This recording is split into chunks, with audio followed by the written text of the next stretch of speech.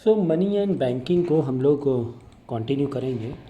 ठीक है, तो कुछ इंस्ट्रूमेंट, कुछ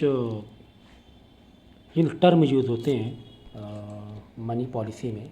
इंस्ट्रूमेंट बोलते हैं उसे, कि या पॉलिसीज़ बोलते हैं या फिर प्लानिंग बोलते हैं कि किस तरीके से हमें महंगाई को कंट्रोल करना है, हमें लोन के रेट को कंट्रोल करना है, हमें बैंकिंग जो हमारी पॉलिसीज़ है आरबीआई के, रिज़र्व बैंक ऑफ इंडिया की, वो किस तरह पॉलिसी इस्तेमाल करती है कि बैंक को कंट्रोल करे, लोन के रेट को कंट्रोल करे, देश में महंगाई, इन्फ्लेशन, डिफ्लेशन को कंट्रोल करे।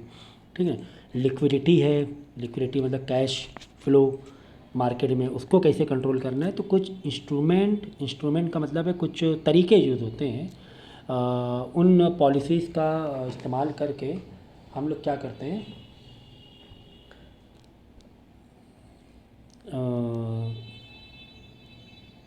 ये चीज़ों को कंट्रोल करने की कोशिश करते हैं। मेनली ये आरबीआई के हाथ में मेन रहता है, सारी चीज़ें जो भी सेंट्रल बैंक होती है किसी भी कंट्री की, उसके हाथ में रहता है। तो क्या इंस्ट्रूमेंट है, देखो, एक तो रेपो रेट। तो रेपो रेट क्या है, this is the rate of interest at which the central bank मतलब इंडिया के लिए RBI, reserve bank of India, और हर कंट्री की अपनी सेंट्रल बैंक होती है, lends fund to commercial bank. It is in a way cost of borrowing, cheap credit promote investment whereas dear money discourage it. ठीक है ना। तो कमर्शियल बैंक क्या करती है, फंड देती है, लोन देती है किसको, सॉरी सेंट्रल बैंक क्या करती है, सेंट्रल बैंक जो कमर्शियल बैंक, सेंट्रल बैंक मतलब आरबीआई है जो मेन अपने कंट्री का बैंक है, गवर्नमेंट की बैंक है, ये कमर्शियल बैंक की बैंकर है। कमर्शियल बैंक का की सिक्योरिटी ये लेती है आरबीआई। कमर्शियल बैंक कोई बैंक खोल रही है, एचडीएफसी है, आईसीआईसीआई है, जो भी है, कैनरा बैंक है, पहले आरबीआई से परमिशन लेनी पड़ेगी, इसके पास सिक्योरिटी रखानी पड़ेगी, तब जाके बैंक खुलेगी। ऐसे नहीं बैंक खुल जाती है, पब्लिक का पैसा रखना होता है, बैंक लेके भाग जाए। तो आरबीआई करती है, लोन देती है, पैसे देती है किसको, ज़रूरत पड़ने पर कमर्शियल बैंक को। कमर्शियल बैंक जो हमारी आईसीआईसीआई, एचडीएफसी से बैंक हो गई, कमर्शियल बैंक हो गई। ठीक है ना। तो उसमें एक रेपो रेट चलता है, एक रेट होता है, इंटरेस्ट रेट होता है। वो interest rate, particular interest rate वो आरबीआई डिक्लेयर करेगी किस रेट पे उसे देना है। तो जिस रेट पे देगी फिर उसका आगे बढ़ाकर बैंक है ना आगे वाले को ये देगी, पब्लिक को देगी लोन। तो इस हिसाब से चीज़ें चलती, उसी को बोलते हैं उसका repo rate. So in a situation excess of demand and inflationary pressure the central bank increase the repo rate. कभी इन्फ्लेशन हुआ, इन्फ्लेशन मतलब महंगाई बढ़ रही है। महंगाई कब बढ़ती मालूम है, जब डिमांड बहुत ज़्यादा हो जाए। इन्फ्लेशन बढ़ेगा कब, जब डिमांड बहुत ज़्यादा हो गया। डिमांड क्यों ज़्यादा होगा, लोगों के पास पैसा बहुत होगा, लोगों के पास मनी बहुत है, पैसा होगा खरीदने का, तभी तो डिमांड बढ़ गई ना। तो ऐसे में क्या होता है कि दुकानदार के पास भाई 5 चीज़ें हैं, 5 प्रोडक्ट हैं, ठीक है ना, खरीदने वाले 15 हैं, तो क्या करेगा, इन 5 चीज़ों का रेट बढ़ा देगा, बोलेगा हमारे पास तो डिमांड बहुत है, हम रेट बढ़ा दें, क्योंकि इतने लोग खड़े हैं खरीदने के लिए। तो 15 लोग खड़े हुए खरीदने के लिए, 15 लोग खड़े हैं खरीदे 5 चीज़ों को, तो रेट बढ़ा देगा। तो ऐसे में क्या बोलते हैं, महंगाई बढ़ गई। ऐसे में जो पैसे वाले लोग हैं उनको तो कोई दिक्कत नहीं है, लेकिन जो गरीब लोग हैं, उनको दिक्कत हो जाती है। ठीक है, उनको दिक्कत हो जाती है, महंगाई बढ़ गई। तो ऐसे में क्या करती है, तो लोगों का पैसा बहुत है। कुल मिला के इन्फ्लेशनरी कब होती है, इन्फ्लेशनरी कब होती है, जब लोगों के पास पैसा ज़्यादा है। एक ये भी रीज़न है, और भी कई रीज़न हो सकते हैं, लेकिन एक रीज़न ये भी होता है। तो ऐसे में क्या करेगी, मतलब लोगों ने है ना आराम से, लोगों को पैसा आराम से मिल रहा है बैंक से, लोन कम रेट में मिल रहा है। ठीक है ना, लोगों का पैसा हाथ में है, लोन उठा रहे हैं, घर खरीद रहे हैं, ये खरीद रहे हैं, वो खरीद रहे हैं। ठीक है ना, तो लोगों का पैसा बहुत है।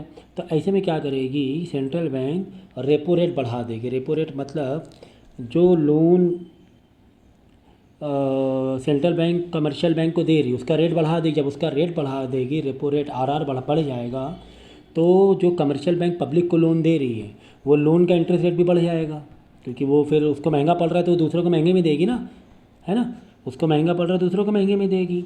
तो यही रीज़न होता है कि जब लोन का रेट कमर्शियल बैंक बढ़ा देगी, होम लोन बढ़ा दिया रेट, तो हर कोई होम लोन नहीं खरीद पाएगा ना, लोग जल्दी पैसा बैंक से नहीं लेंगे, फिर हाथ रोक देंगे अपना, पब्लिक पैसा बैंक से नहीं निकाली। क्यों भैया, बैंक ने रेट बढ़ा दिया। क्यों बढ़ गया, क्योंकि बैंक का रेपो रेट बढ़ गया तो बैंक ने भी तुम्हारा रेट बढ़ा दिया। लोन उन देने का, इंटरेस्ट रेट बढ़ा दिया, तो ऐसे में लोग है ना लोन नहीं लेंगे। लोन नहीं लेंगे, लोगों के पास पैसा क्या हो जाएगा, थोड़ा कम कम हो जाएगा, क्योंकि आसानी से लोन नहीं मिल रहा है ना। कैश कम हो जाए, कैश कम होगा तो डिमांड भी कम हो जाएगी, डिमांड कम होगी तो इन्फ्लेशनरी भी कंट्रोल में आ जाएगी। तो ये अप डाउन करती रहती है, कभी रेपो रेट बढ़ाना, कभी रेपो रेट घटाना, ये आरबीआई है ना करती रहती है, ठीक है ना। फिर उसके बाद देखो रिवर्स रेपो रेट भी होता है। At present high bank rate commercial bank to raise in turn the rate of interest which make credit rare. As a result demand for loan and other proposes fall, है ना, demand for loan कम हो जाता है, क्योंकि bank क्या करती है, public के लिए भी रेट बढ़ा देगी। दस increase in repo rate by commercial bank central bank advisory affect the credit creation by commercial bank. A decrease repo rate will have opposite effect. अगर रेपो रेट घटा दिया, आ जाओ भाई, रेपो रेट घटा दिया, रेपो रेट घटा देगी, bank भी अपना इंटरेस्ट रेट कम कर देगी, फिर लोग लोन आराम से लेने लगेंगे, लोन लेना देना बढ़ जाएगा लोगों के पास। तो जब है ना बहुत ज़्यादा मंदी है, लोगों के पास पैसा ही नहीं सामान खरीदने के लिए, घर खरीदने के लिए, तो फिर आरबीआई क्या करेगी, आरआर को घटाएगी। आरआर को घटाएगी तो बैंक अपना इंटरेस्ट घटा देगा, तो लोग फिर अट्रैक्ट होंगे लोग लोन लेने के लिए। तो ये चीज़ चलती रहती है। At present, generated repo rate is 6.2, reverse repo rate is which bank park their surplus fund to RBI fund, ठीक है। एक होता है रेपो रेट। रेपो रेट क्या होता है, देखो रेपो रेट अगर आरबीआई कमर्शियल बैंक को लोन दे रही है तो उसे वो किस रेट से देगी, उसे बोलते हैं आरआर, रेपो रेट, ठीक है ना। अगर कमर्शियल बैंक अपना डिपॉजिट आरबीआई के पास रख रही है तो आरबीआई भी तो कुछ इंटरेस्ट देगी, क्योंकि अब की बार कमर्शियल बैंक ने आरबीआई के पास पैसा रख दिया अपना। बहुत टेक्निकल बातें हैं ये, ठीक है ना, थोड़ा सा एडवांस लेवल पे। कमर्शियल बैंक जैसे हम लोग अपना डिपॉजिट बैंक में रखते हैं तो बैंक हमारा इंटरेस्ट जोड़ती है ना हमारे डिपॉजिट में, तो क्या होता है कमर्शियल बैंक भी आरबीआई के पास पैसा रखती है, डिपॉजिट रखती है। तो आरबीआई कितना देगी, आरबीआई देगी थोड़ा कम देगी रिवर्स रेपो रेट, क्योंकि उसको तो अपना बेनिफिट चाहिए ना, तो 5.75% देगी, ठीक है। ये रिवर्स रेपो रेट हो गया। तो repo rate RBI to commercial bank, मतलब आरबीआई अगर कमर्शियल बैंक को लोन देगी तो रेपो रेट से चार्ज करेगी। अगर कमर्शियल बैंक आरबीआई को अपने डिपॉजिट रखेगी तो कमर्शियल बैंक को रिवर्स रेपो रेट मिलेगा पलट के। तो बैंक रेट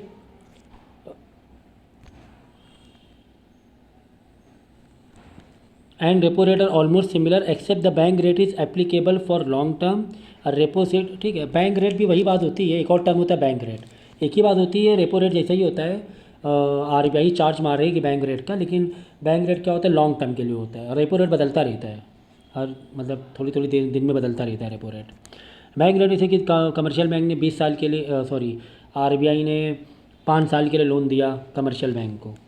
भाई रेपो रेट क्या चल रहा है, रेपो रेट मतलब RBI to commercial bank, RBI loan दे रही है कमर्शियल बैंक को, तो आरबीआई जो रेट चार्ज करेगी वो होगा रेपो रेट, और बैंक रेट भी वही होता है। लेकिन बैंक रेट क्या होता है, आरबीआई अगर लॉन्ग टर्म के लिए लोन दे रही है कमर्शियल बैंक को तब वो बैंक रेट चार्ज करेगी, थोड़ा सस्ता होता है।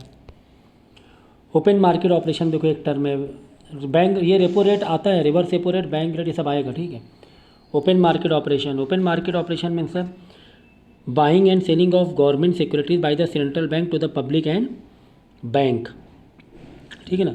तो गवर्नमेंट के जो भी इन्वेस्टमेंट होते हैं, गवर्नमेंट भी जैसे रेल बना रही है, रेल बड़े बड़े प्रोजेक्ट बना रही है गवर्नमेंट, तो गवर्नमेंट को तो पैसा चाहिए, तो ये सेंट्रल बैंक से गवर्नमेंट उठाएगी, मतलब सेंट्रल बैंक क्या करेगी, सिक्योरिटीज़ या शेयर गवर्नमेंट बैंक का खरीद लेगा। This is done to the influence money supply in country mind, sale of government securities to commercial bank mean flow of money into the central bank which reduce cash reserve. तो अब इससे क्या होगा मालूम है कि गवर्नमेंट ने अपने सिक्योरिटीज़ यानी अपने शेयर बेचे, किसको, कमर्शियल बैंक को, तो कमर्शियल बैंक क्या हो जाएगा कि mean flow of money into central bank, तो सेंट्रल बैंक के पास पैसा आ गया ना भाई। गवर्नमेंट का पैसा कौन रखती है, आरबीआई यानी कि सेंट्रल बैंक रखती है कि नहीं रखती है, कौन रखेगी, सेंट्रल बैंक। अब गवर्नमेंट के शेयर कमर्शियल बैंक खरीदेगी तो गवर्नमेंट का जो शेयर कमर्शियल बैंक खरीद रही है, कमर्शियल को पैसा देना पड़ेगा कमर्शियल बैंक को गवर्नमेंट के शेयर खरीदने के लिए। जब पैसा देना पड़ेगा तो गवर्नमेंट का अपना लॉकर क्या है, गवर्नमेंट का लॉकर क्या है, गवर्नमेंट लॉकर है तुम्हारा सेंट्रल बैंक आरबीआई। तो आरबीआई के पास पैसा आ गया है ना, क्योंकि गवर्नमेंट का जो पैसा कौन रखता है लेन देन, सेंट्रल बैंक रखती है, आरबीआई रखती है। अपने इंडिया की सेंट्रल बैंक कौन है, आरबीआई है। तो ऐसे में कैश है ना इसके ऊपर ज़्यादा आ जाएगा, आरबीआई का पैसा आ जाएगा ना। ये देखो flow of money into central bank, central bank पैसा आ जाएगा which reduce the cash reserve. तो consequently flow of money into consequently credit availability of commercial bank is control when the central bank buy securities it increase cash reserve of the bank and their ability to give the credit. तो securities से ही related है कि share जब खरीदेगी RBI, commercial bank कौन खरीद रहा है उस पर डिपेंड है। आरबीआई खरीद रही है तो पैसा उससे से कम होगा, लेकिन पैसा घूम फिर के आरबीआई के पास ही रखना होता है, क्योंकि वो गवर्नमेंट का बैंक आरबीआई ही होता है। नाउ वेरी इंपॉर्टेंट कैश, इससे पहले पढ़ चुके हैं, कैश रिजर्व रेशियो CRR। तो कैश रिजर्व रेशियो देखो, कमर्शियल बैंक का required under the law of keep certain percentage ratio. जैसे कि मैंने पहले भी कहा था, आपने 2,000 रुपये बैंक में रखा, अब ये 2,000 रुपये बैंक ने लिया। अब ये बैंक कैसे बैंक चलती है, ये 2,000 रुपये किसी और को लोन देगी, लोन के टर्म में उसने डिपॉजिट लिया, लोन के टर्म में दे रही किसी को, तभी तो बैंक का फ़ायदा होगा। 20 का इंटरेस्ट तुमसे लिया 2% में, दे रही है 5% पे, तो 3% का फ़ायदा हुआ ना बैंक का। लेकिन बैंक ये पूरा पैसा नहीं दे सकती, बैंक को अपना कुछ रेशियो रखना पड़ेगा। वो रेशियो है ना, उस रेशियो को अपने पास रखना पड़ेगा। कभी भी अचानक 2,000 ये मांग ले तो इसलिए उसे बोलते हैं कैश रिजर्व रेशियो। तो 4% फ़िलहाल है कैश रिजर्व रेशियो 2018 के हिसाब से, कि जैसे 1 लाख रुपए है तो 1 लाख पे 4,000 रुपये रखना पड़ेगा। अगर 1 लाख रुपए है तो 4,000 बैंक अपने पास रखना पड़ेगा, ठीक है, as a cash reserve ratio.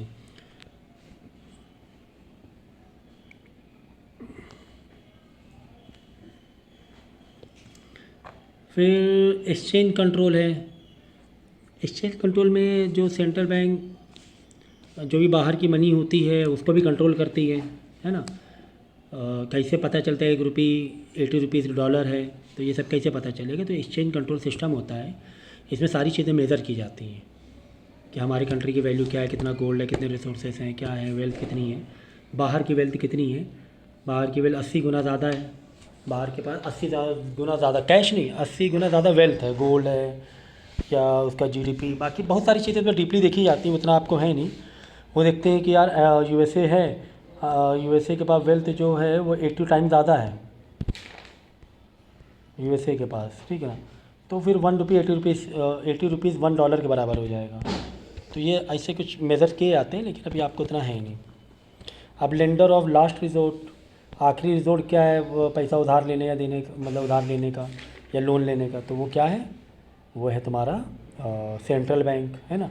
Central bank का लास्ट रिजोर्ट होता है कि बैंक में पास पैसा कम पड़ गया लोन देने के लिए कमर्शियल बैंक के पास, तो कमर्शियल बैंक क्या करेगी, आरबीआई यानी सेंट्रल, आरबीआई मैं बोल रहा हूँ वो इंडिया की सेंट्रल बैंक है, ठीक है ना। और India commercial bank ICICI, HDFC, Baroda, bank of, ये सब कमर्शियल बैंक है इंडिया की, और सेंट्रल बैंक आरबीआई है। तो ये आखिरी स्टॉप है जहाँ से आरबीआई से पैसा मिल जाता है, कमर्शियल बैंक से पैसा मिल जाता है। फिर देखो custodian of foreign exchange reserve, ये सब इसके सेंट्रल बैंक के सब फंक्शन है, एक तरीके से एडवांटेज है। तो फॉरेन एक्सचेंज रिजर्व यानी फॉरेक्स, ये सब पैसा कौन रखता है फॉरेन एक्सचेंज का, ये सब आरबीआई रखती है, ठीक है ना। तो सेंट्रल बैंक के सब फंक्शंस हैं ये। क्लियरिंग हाउस फंक्शन क्लियरिंग क्या होता है कि as the central bank it acts a clearing house for this member bank receive cheque drawn on the other bank from their customer which they have to realise drawing bank. होता क्या है कि एक bank से check I कि ये एक bank ने चेक दी और दूसरे बैंक की चेक है कोई, ठीक है ना। तो ये दूसरी बैंक में चेक पास आउट होना है, समझिए। एक बैंक के पास 20 लाख रुपए चाहिए दूसरी बैंक से, तो बैंक ने चेक दिया कि मैं 20 लाख रुपए से ले लो, तो ये क्या होगा, आरबीआई के पास पहले जाएगी, आरबीआई है ना उसको क्लियरिंग करेगा। भाई आज देखते हो आप एटीएम होते हैं, एटीएम में तो कौन सी मशीन से कौन सा भी करा लो, है ना। जैसे कि तुम्हारे पास अकाउंट है कैनरा बैंक में, लेकिन आप तो अब दूसरी बैंक में भी ओपन चला सकते हो ना, एचडीएफसी में जाओ वहाँ से पैसा निकाल लो, है ना। मतलब तुम्हारा अकाउंट था कैनरा बैंक में, तुमने कौन सा एटीएम से पैसा निकाल लिया, एचडीएफसी से, तो एचडीएफसी कैनरा बैंक को बोलेगी ना पैसा लाओ कि तुम्हारे कस्टमर ने पैसा निकाला है। तो ये सारी चीज़ें क्लियरिंग हाउस फंक्शन होता है, ये सारी चीज़ें उसमें सेंट्रल बैंक सब करता है, लोन देना, एक बैंक के दूसरे बैंक का क्लियरिंग करना, तो ये सारी चीज़ें ना सेंट्रल बैंक करता है। फिर और भी जो डेटा होते हैं वो सब डेटा कमर्शियल बैंक ये करता है, देखता है। ठीक है।